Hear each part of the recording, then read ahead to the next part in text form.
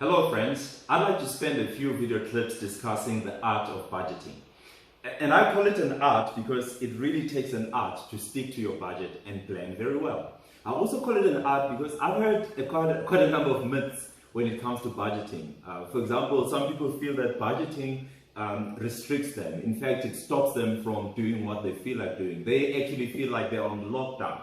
And by the time we are done with these video clips, I want us to think of budgeting as a plan. Actually something that enables you to do what you'd like to do. Something that enables you to plan and achieve your goals both today and in the future. That's how I want us to approach the budget. But also the other myth that I've heard is that budgeting takes a whole lot of time. It eats up your time.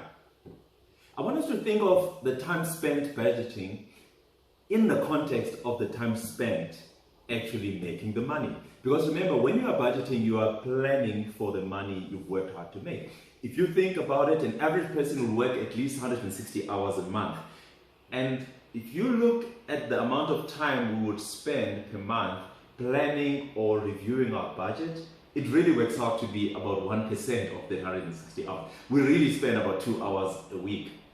2 hours a month budgeting. And I agree, and I must admit that upfront, as you plan your budget, as you will see in one of the videos, as you plan your budget, you may take a lot of time because you need to label things, you need to do some goals and all that stuff. But once you are done with that, you're really going to be spending 1% of your time each month actually planning for your money. But I don't see the time spent as time spent. I see it as time invested. And you invest the time so that you don't have too much month left at the end of your money. And I really hope that while we are on lockdown, many of us will have more time to spend actually planning our budget.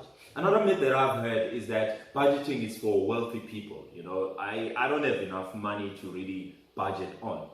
Actually, if I have less money, I'm probably the first person who should start budgeting so that I can stretch my money and make sure that it lasts me a bit longer than it would have lasted had I not planned for it.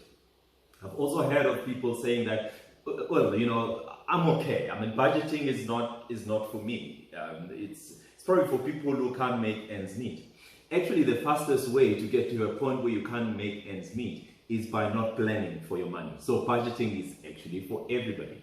So I want us to then learn the art of budgeting. I really believe that budgeting is like, you know, looking into the future. It really tells you, it predicts and helps you manage the future. Will I afford the life that I dream of? The budget also helps you to see if you can afford the lifestyle that you have. Will you achieve your goals? The budget tells you that what will it take to achieve your goals? Yes, you can have goals, but if you don't plan, you won't know what it will take to achieve your goals. It just becomes a dream, you know. The budget also helps you to identify which adjustments you need to make, and those are the things that I will show you how you do it when you actually follow the art of budgeting. The budgeting also helps you to say, okay, what adjustments you need to make and how soon should you make those adjustments. I also think that the budget helps you to identify where the leakages are in your finances. Have you heard people saying, I don't know where my money goes? Now the budget helps you to see where your money goes so that you can start blackmailing. I mean, for example, some of us have unknown insurances that are going through our debit orders. We've forgotten about them. Some of us are spending a lot of money on bank charges that we shouldn't be spending, and we haven't realized that our bank charges are actually expensive. Some of us are spending more money on takeaways. You know, takeaway is actually like buying groceries at the end of the month and then buying groceries every other day. It adds up. On its own, it doesn't look like much. Budget actually helps you to see those leakages. The budget also shows you expenses where you are actually spending a lot of money, but you're not getting the value. For example, pay TV.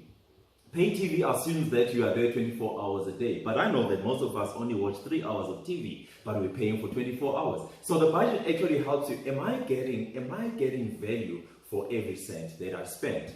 In fact, I love the verse that is found in Luke chapter 14, verse 28 to 30. And Luke sounds like he's mocking. He says, who amongst you, when planning to build a house, doesn't first count the cost, so that if, just in case they don't count the cost, they actually might run out of money right in the middle before they get to the roof. And those who are passing by will laugh and say, look at a person who started something they couldn't finish. And budgeting really is about that. It is about planning very well and counting the cost of the life that I want to live. And that's really what I want us to look at over the coming few videos. And I think we'll play around with the analogy of building a house as part of